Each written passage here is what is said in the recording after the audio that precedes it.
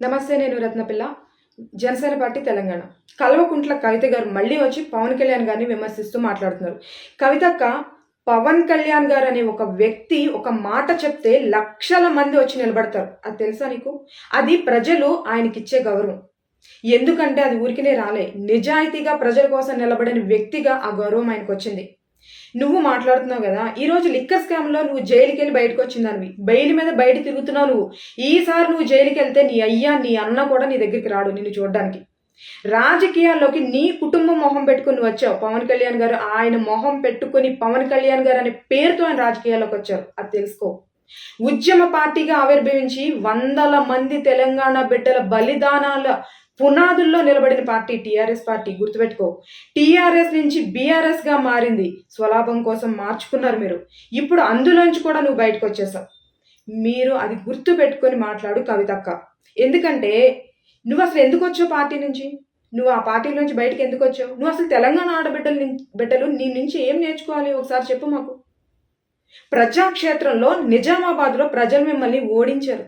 దొంగదారిని MLC అయ్యావు నువ్వు.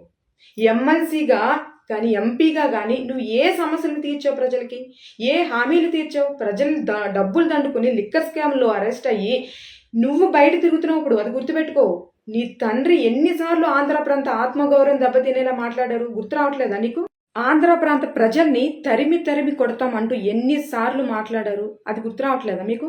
పవన్ కళ్యాణ్ గారి గురించి మాట్లాడితే ఆయన విమర్శిస్తేనో పబ్లిసిటీ పెంచుకుందాం, మళ్ళీ ప్రజల్లోకి వెళ్దాం అనుకుంటే తెలంగాణ ప్రజలు అర్థం చేసుకోలేనంత అమాయకులైతే కాదు.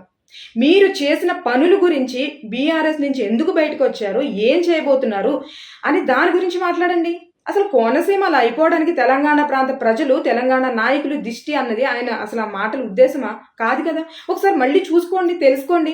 దెయ్యాలు వేదాలు వల్లించినట్టు మాట్లాడుతున్నావు నువ్వు. రాజకీయం గురించి మాట్లాడితే వినడానికి చాలా అసహ్యంగా అనిపిస్తుంది మీరు మాట్లాడితే. ముందు అది ఆలోచించి మాట్లాడండి.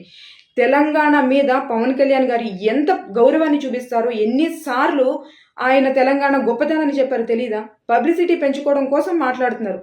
మొగలియ్య అనే ఒక వ్యక్తి యొక్క కళని బయటకు తీసుకొచ్చిన వ్యక్తి పవన్ కళ్యాణ్ గారు కాదా? తెలంగాణ భాషని, యాసని గౌరవించిన వ్యక్తి పవన్ కళ్యాణ్ గారు కాదా? ఏది పడితే అది మాట్లాడేస్తాయి. ఎవ్వరూ ఊరికినే చూస్తూ ఊరుకోరు. జర నోరు అదుపులో పెట్టుకొని మాట్లాడు కవితక్క.